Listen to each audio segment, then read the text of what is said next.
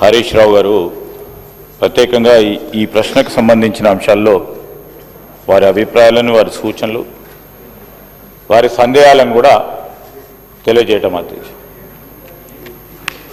ఈరోజు రాష్ట్రానికి సంబంధించిన ఆర్థిక గ్రోత్ ఇంజన్ అనే ముడిపడి ఉంటుంది అధ్యక్ష. ప్రత్యేకంగా ఇండస్ట్రీ, ఈరోజు జరుగుతూ ఉన్న పరిణామాలను దృష్టిలో పెట్టుకొని ఐటీ సెక్టర్, దాంట్లో సర్వీస్ సెక్టర్కి సంబంధించి ఏ రాష్ట్రమైనా చూసినా ఐటీ రంగానికి సంబంధించి, అదేవిధంగా ఇండస్ట్రీ రంగానికి సంబంధించిన అంశంలో కాంట్రిబ్యూషన్ అధ్యక్ష, రాష్ట్ర జిఎస్డిపికి సంబంధించి గ్రోత్ రేటుకి సంబంధించిన అంశం విషయంలో మెయిన్ కాంట్రిబ్యూటర్ అధ్యక్ష.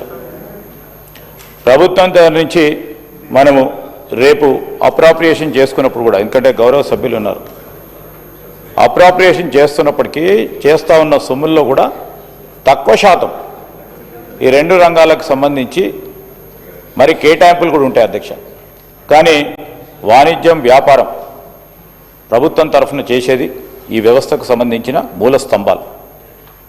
దీంట్లో వచ్చే ప్రత్యక్షంగా కొద్దిగా కనబడ్డా పరోక్షంగా దీని ఫలితాలు, దీని ప్రభావం, ఎఫెక్ట్ పూర్తి స్థాయిలో రాష్ట్రంలో ఉన్న అన్ని వ్యవస్థలపై కనబడుతూ ఉంటుంది అధ్యక్ష. దాంట్లో మొదటగా పెట్టుబడులు, రెండవది మనము ఈ ప్రాంతానికి కానీ రాష్ట్రానికి సంబంధించిన మన ప్రత్యేకతను వెల్లదిల్లే కార్యక్రమంలో స్థానికంగా ఎంప్లాయ్మెంట్తో పాటు ఈరోజు ఎంప్లాయ్మెంట్ జనరేషన్కు సంబంధించి ప్రభుత్వ రంగంలో పెద్ద ఎత్తున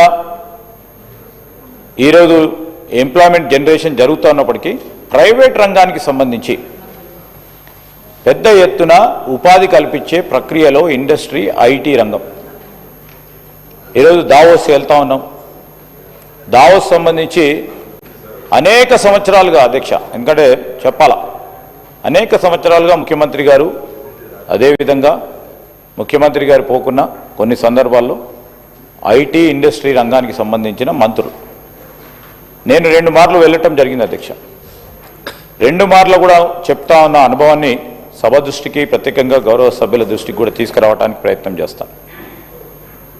అక్కడ పెట్టుబడులకు సంబంధించి ఈరోజు రాష్ట్రానికి సంబంధించిన ప్రత్యేకతను తెలియజేయడానికి, రాష్ట్రంలో ఉన్న వనరులను ప్రపంచవ్యాప్తంగా తెలియజేయడానికి, మన రాష్ట్రానికి సంబంధించిన పరిశ్రమలు, అదేవిధంగా సర్వీస్ రంగానికి సంబంధించిన నైపుణ్యాన్ని తెలియజేయడానికి అది ఒక ప్రత్యేకమైన ప్లాట్ఫామ్ అధ్యక్ష.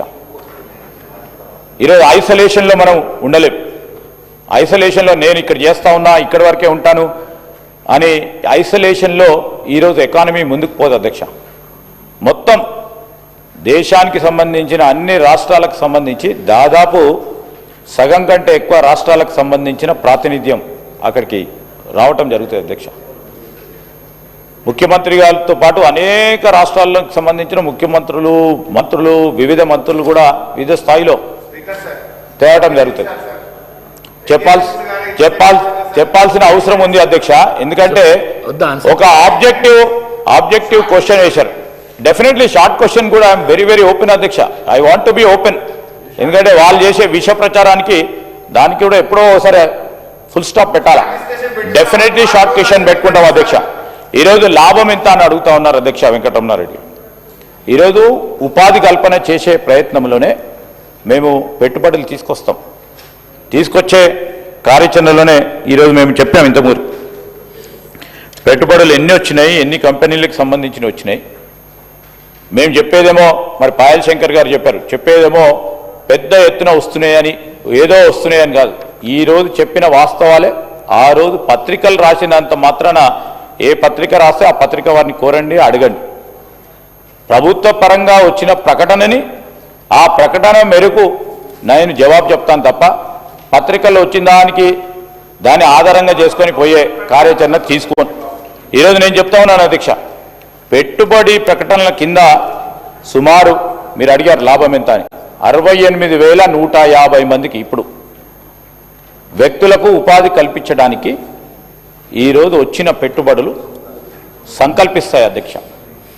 అదేవిధంగా కంపెనీలు పెడితే ఇవాళనే పెడితే రేపు రావు కదా. ఈరోజు కొన్ని తాత చెట్టు పెడితే ఈరోజు టెక్నాలజీ ఉంది, తాతనే ఫలితాలు పొందే విధంగానే ఉంది టెక్నాలజీ. ఈరోజు మేము ఇతర రాష్ట్రాలకు సంబంధించి మొత్తం కూడా ప్రస్తావన చేస్తా అధ్యక్ష. Definitely I'm here to stand. నేను ఇంకా రాబోయే 2.5 సంవత్సరాలు కూడా నేను ఉన్న పోర్ట్ఫోలియోలో ఖచ్చితంగా పారదర్శకంగానే మీ ముందు అన్ని పెట్టడానికి ప్రయత్నం చేస్తా. నేను ఈరోజు వైట్ పేపర్ ద్వారా కూడా ఈరోజు ఎన్ని వచ్చినాయి, ఎన్ని రాలేదు, ఎన్ని పక్కన పెట్టినాము, ఎన్ని మీరు అసత్య ప్రచారాలు చేసినా కూడా వైట్ పేపర్ ద్వారా ఇవ్వటం జరుగుతుంది అధ్యక్ష. స్పష్టంగా చెప్తా ఉన్నాను. ఈరోజు ఈ విధంగా తీసుకెళ్తా ఉన్నాం అధ్యక్ష. రెండవది లాభం ఎంతమంది మంత్రులు పోయినరు, ముఖ్యమంత్రులు పోయినరు.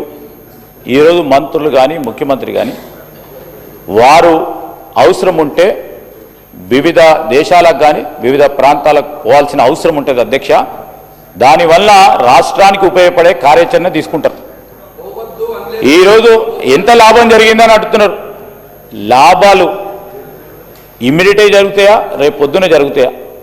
రేపు మనం పాలసీ విధానాల్లో ఎక్స్పోజర్, సపోజ్ ఉదాహరణకు చెప్తా ఉన్నాను అధ్యక్ష, సౌత్ కొరియాకు సంబంధించి మూసీ నది పునర్నిర్మాణ కార్యక్రమం భాగంలో ఎక్స్పోజర్ ట్రిప్ పెట్టడం జరిగింది అధ్యక్ష. ఆ ఎక్స్పోజర్ ట్రిప్కు సంబంధించి మొత్తం అందరినీ కూడా పిలవడం జరిగింది. వాళ్ళు పోకపోయిండొచ్చు, ముఖ్యమంత్రి గారు అందరినీ కూడా పిలిచారు. సిటీకి సంబంధించి మీరు కాదు కదండి, సిటీకి సంబంధించిన వారిని కార్పొరేటర్లను, గౌరవ శాసనసభ్యులను, మంత్రులు పోయారు. ఎక్స్పోజర్ ట్రిప్ అని ఉంటుంది అధ్యక్ష. చాలామంది ఉన్నారో లేదో, మా పద్మారావు గారు ఉండొచ్చు. 2001 సంవత్సరం sir, as a young legislator అధ్యక్ష, నేను మా దామోదర్ భాయ్ కూడా ఉన్నారు.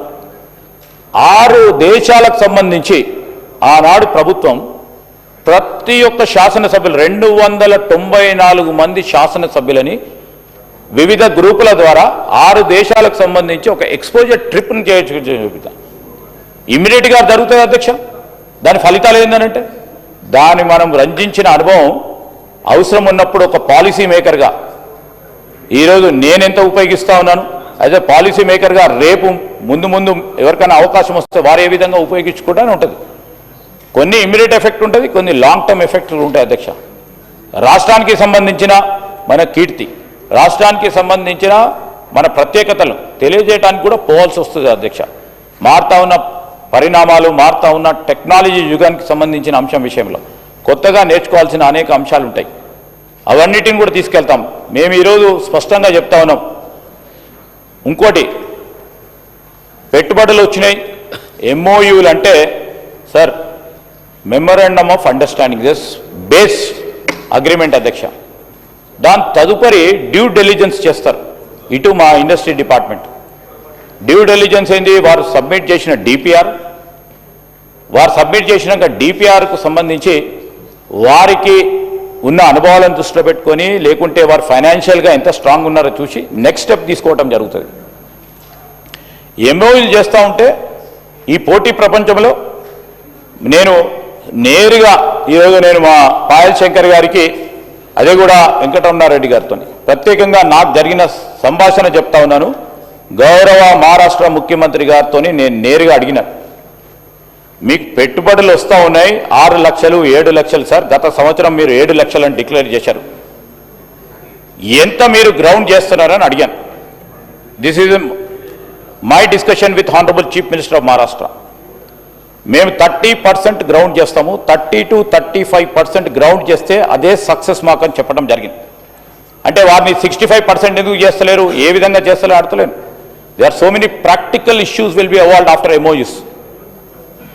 ఆ ప్రాక్టికల్ ఇష్యూలో ఒకటి చెప్తా ఉన్నాను అధ్యక్ష, వారి కంపెనీకి సంబంధించి ఈరోజు అనుకున్నది వారి కంపెనీకి సంబంధించిన ఫైనాన్షియల్ క్లోజర్ రాకపోవచ్చు, వారి కంపెనీకి సంబంధించి ఇన్వెస్ట్మెంట్ పరంగా లోన్ అసిస్టెన్స్ రాకపోవచ్చు, వారి పార్ట్నర్స్లో కొన్ని ఇబ్బందులు రావచ్చు. ఈరోజు మేము తీసుకోవాల్సిన డ్యూ డెలిజెన్స్ ఏముంటుంది, మా అధికారులు మేము ఈరోజు వచ్చే ఎంఓయూ చేసిన వారు కరెక్ట్గా ఉన్నారా, వారి డిపిఆర్ కరెక్ట్ ఉందా, వారి ఫైనాన్షియల్ స్టాండింగ్ కరెక్ట్ ఉందా, సరి అయిన సమయంలో వారి ఫైనాన్షియల్ క్లోజర్ అయిందా అన్ని చేసిన తర్వాత we will make next step. So I just thought of enlightening. మనం 100% ఎంఓయూలు చేసుకున్నప్పుడు అన్నీ కూడా గ్రౌండ్ అవుతాయని నమ్మకంతో గ్రౌండ్ కావాలనే సంకల్పంతో పోతాం. అదే నేను సభ దృష్టికి వారి దృష్టికి కూడా తీసుకొస్తున్నాను అధ్యక్ష. అదేవిధంగా పాయల్ శంకర్ గారు వారి గొప్ప అనుభవం ఉంది. నేను ఆదిలాబాద్ సిమెంట్ ఫ్యాక్టరీ ఈరోజు ఇండస్ట్రీస్ కేవలం ఇక్కడే రావాలని సంకల్పిస్తారు. ఈరోజు పాయల్ శంకర్ గారు కూడా రేపు పొద్దున వాణిజ్యం వ్యాపారం చేసేది ఉంటే జనరల్ వాతావరణం చెప్తా ఉన్నాను. ఈరోజు హైదరాబాద్ పరిసరాల ప్రాంతాల్లోనే ఆ ఇండస్ట్రియలిస్ట్ ఆ పారిశ్రామికవేత్త కోరుకుంటాడు అధ్యక్ష.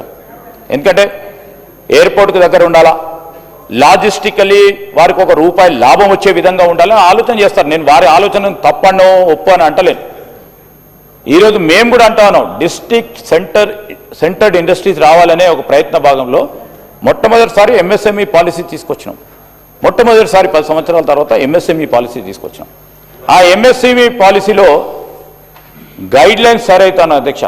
అనేక ప్రోత్సాహకాలు ఈరోజు Tier 2, Tier 3 సిటీస్లో రావాలనే ఒక సంకల్పం ఉంది. ఎందుకంటే అక్కడ నైపుణ్యత ఉంది. ఆ నైపుణ్యతకు సంబంధించి అక్కడ ఉపాధి కల్పేదనే కార్యాచరణలో పోతాను. ఆదిలాబాద్ సిమెంట్ ఫ్యాక్టరీకి సంబంధించి కూడా నేను వారు ఇద్దరం కూడా స్వయాన కేంద్ర మంత్రి గారిని కలవటం జరిగింది అధ్యక్ష. వారు కూడా సానుకూలంగా ఉన్నారు. కానీ దానిలో క్రిటికల్ ప్రాబ్లం ఏంటంటే అధ్యక్ష, ఐరన్ ఓర్కు సంబంధించి వారి లైమ్ స్టోన్కు సంబంధించి కేంద్ర ప్రభుత్వం తీసుకొచ్చిన ఒక పాలసీ విధానం అది ఇంకో సంవత్సరం లోపల అయిపోతుంది. అయిపోయిన తర్వాత పెట్టుబడి పెట్టే ఎవరైనా ముందుకొచ్చినా లేకుంటే కేంద్ర ప్రభుత్వం ముందుకొచ్చినా మళ్ళా వారికి తిరిగి వస్తుందో లేదా ఆ లైమ్ స్టోన్కు సంబంధించిన పర్మిషన్ అని సంకోచితం చేస్తూ ఉన్నారు. అదే గౌరవ కేంద్ర మంత్రి వాళ్ళు కూడా మాకు చెప్పడం కూడా జరిగింది. వారికి కూడా ప్రత్యేకంగా 2 సార్లుగా కలిసినాం. Sir I can stand sir even though central government పరంగా ఉన్న కేంద్ర మంత్రి గారు హెవీ ఇండస్ట్రీకి సంబంధించిన మంత్రి గారు కుమారస్వామి గారు చాలా సానుకూలంగా స్పందించడం జరిగింది అధ్యక్ష. మా ప్రభుత్వం నుంచి మాకేమి ఇబ్బందులు లేవు, అన్ని తీర్ల కూడా ఎన్ఓసీలు ఇచ్చి ముందుకు తీసుకెళ్లే కార్యాచరణలో ఉన్నాం. కేవలం కేంద్రం మరొక పాలసీ నిర్ణయం తీసుకొని వచ్చే పెట్టుబడిదారికి కానీ లేకుంటే కేంద్ర ప్రభుత్వం దాన్ని నడిపిస్తా అన్నా కానీ లైమ్ స్టోన్కు సంబంధించి ఏదైతే మైనింగ్ పాలసీలో ఉన్న క్రిటికల్ ఛాలెంజ్ ఉందో దాన్ని అధిగమించే కార్యక్రమం చేస్తే అది ముందుకు సాగుతుంది అధ్యక్ష. అది వారికి కూడా తెలుసు. దాంతోపాటు మా ఖమ్మంకి సంబంధించి మా మంత్రుల గారితో పాటు అదేవిధంగా గౌరవ శాసనసభ్యులు సిపిఐకి సంబంధించిన వారు కూడా సాంబశివరావు గారు కూడా స్పాంజ్ ఐరన్కి సంబంధించిన అంశం ఈ రెండింటికి అంశాల విషయంలో నేను కేంద్ర మంత్రి కుమారస్వామి గారితో 3 మార్లు కూడా వారితో మీటింగ్ ఏర్పాటు చేసుకున్నాం. నేను వారిని కోరినా సార్ మీరు రండి. వారు కేంద్ర మంత్రి గారు అదేవిధంగా ముఖ్యమంత్రి గారు వారితో కూడా మాట్లాడినప్పుడు ముఖ్యమంత్రి గారు కన్విన్స్ చేశారు, మీకు కావాల్సిన సపోర్ట్ ఇప్పిస్తాం. ఖమ్మంకి సంబంధించిన స్పాంజ్ ఫ్యాక్టరీకి సంబంధించి గౌరవ ఖమ్మం నుంచి ప్రాతినిధ్యం వహిస్తూ ఉన్న శ్రీనివాసరెడ్డి గారు, పెద్దలు తుమ్మల నాగేశ్వరరావు గారు, మా డిప్యూటీ సీఎం గారు అందరూ కూడా మీటింగ్ ఏర్పాటు చేసుకొని అతి తొందరలోనే కుమారస్వామి గారు కూడా వారు అభయం ఇవ్వటం జరిగింది. అతి తొందరలోనే వచ్చి వారే అనౌన్స్మెంట్ స్పాంజ్ ఐరన్ ఫ్యాక్టరీని తిరిగి ఓపెన్ చేస్తామని కూడా ముఖ్యమంత్రి గారి చొరవ వల్ల కాబోతా ఉంది. సో ఇది మా చేస్తా ఉన్న ప్రయత్నం. దానివల్ల ఈరోజు వచ్చిన టెక్నాలజీ ద్వారా ఒక ఛాలెంజ్ ఉంటుంది అధ్యక్ష.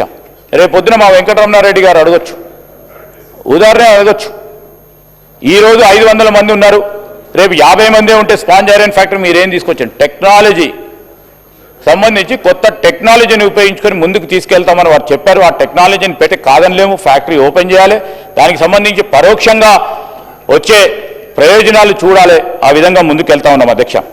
అదేవిధంగా హరీష్ రావు గారు అనేక విషయాలు చెప్పారు అధ్యక్ష. సంతోషం. ఐటీ టవర్ నిర్మాణం జరగాలి, ఐటీ టవర్ నిర్మాణం Tier 2, Tier 3 సిటీకి తీసుకురావాలి అనే కార్యాచరణలో పోయిన అధ్యక్ష. Any positive step is always welcome by us అని ఈరోజు సిద్దిపేటకు సంబంధించి 2 టైర్స్ నిర్మాణం సంబంధించి కంపెనీస్ వెనుకపోవటం విషయంలో వారు ప్రస్తావన చేశారు. వారికి కూడా తెలుసు అధ్యక్ష, మారుతా ఉన్న టెక్నాలజీ యుగంలో we are in a right now we are placed in a different turn. ముఖ్యమంత్రి గారు కూడా మొన్న చెప్తా ఉన్నప్పుడు ఐటీ రంగానికి సంబంధించి artificial intelligence is taking a pivotal role. అలాంటి సందర్భంలో టెక్నాలజీకి సంబంధించిన కంపెనీస్ అన్నిటిని కూడా వారు రాబోయే కాలంలో అప్గ్రేడ్ చేయటం, దాంట్లో పనిచేస్తూ ఉన్న స్కిల్డ్ మ్యాన్ పవర్ వారిని రీస్కిల్ అప్స్కిల్ చేసే ప్రయత్నంలో కంపెనీస్ ఉన్నారు. ఆ క్రమంలో కొన్ని ఇబ్బందులు పడతా ఉన్నారు స్థానికంగా ఉన్నాయి. కానీ ప్రభుత్వ పరంగా ఏదైనా కంపెనీస్ వారు రిప్రజెంట్ చేస్తే మేము ఆచరణలో పెట్టకుంటే ఈరోజు దానివల్ల కంపెనీస్ మూవ్ అయినాయంటే తప్పకుండా మేము చర్య తీసుకుంటాం. ఈరోజు అదేవిధంగా చాలా కంపెనీస్ సంబంధించి మనము చూస్తూ ఉంటాం అధ్యక్ష, వారికి అక్కడ యాంకర్ పార్ట్నర్ రాగానే సిద్దిపేటలో కూడా ఒక యాంకర్ పార్ట్నర్ వచ్చారు. ఆ క్రమంలోనే 18 కంపెనీస్లో ఈరోజు 7 కంపెనీస్ పనిచేస్తూ ఉన్నాయి. మిగతా కంపెనీస్ కూడా, ఎందుకంటే సిద్దిపేట కూడా హైదరాబాద్ చొరవలో దగ్గరలో ఉంది, అక్కడ అందరూ కూడా ట్రైనింగ్ చేసుకునే కంపెనీస్లో ట్రైనింగ్ అయ్యి హైదరాబాద్కి పోయి వారి స్కిల్ వచ్చింది కనుక వారిని అక్కడ పోవటం జరుగుతూ ఉంది. అనేక సందర్భాల్లో ఆ కంపెనీస్ ఆ విధంగా పోవటం జరుగుతూ ఉంది. That is the basic challenge I'm also facing and everybody are facing it. So దాని కంపెనీస్ ఏ విధంగా రిటైన్ చేయాలి, ఏ విధమైన ప్రయత్నం చేయాలో తప్పకుండా చేస్తాము. ఆ విధమైన ప్రయత్నం చేస్తాం. మీరు చెప్పింది ఇంటర్నెట్కి సంబంధించి కానీ ఇంకేది కూడా ఈ ఐటీ టవర్ సంబంధించి all maintenance charges TGISA promptly pay చేస్తూ ఉంది. ఎక్కడైనా చిన్న అరకొర ఎక్కడైనా డిస్టర్బెన్స్ వచ్చే అవి చూసుకుంటాం. ఎలక్ట్రిసిటీ కానీ, ఇంటర్నెట్ ఛార్జెస్ కానీ, శానిటేషన్ ఫెసిలిటీస్ కానీ. అదేవిధంగా 3 years మీరు ఒప్పందం ప్రకారం 3 years ప్రకారం చేశారు. మొన్న మీరు హరీష్ రావు గారు రిప్రజెంట్ చేయడం జరిగింది. నేను కూడా మా అధికారులతో మాట్లాడాను. ఎందుకంటే అప్పుడున్న ప్రభుత్వం 3 ఏళ్ల వరకే స్టెబిలైజ్ అవుతుందని ఆలోచన చేసినారని అనుకుంటాం పాజిటివ్గా. ఇంకా కూడా స్టెబిలైజ్ కాలేదు. ఇంకా కూడా కంపెనీస్కి ఎక్స్టెండ్ చేయాలని కోరుతా ఉన్న సందర్భంలో నేను మా ఎండీ గారికి కూడా చెప్పడం జరిగింది. ప్రభుత్వం నిర్ణయం తీసుకోవాలి కనుక, కార్పొరేషన్ నిర్ణయం తీసుకోలేదు కనుక ప్రభుత్వానికి మరి ఆ ఫైల్ని ప్రాసెస్ చేయమని చెప్పాం. అతి త్వరలో కూడా 3 years + 3 years, because we want companies to sustain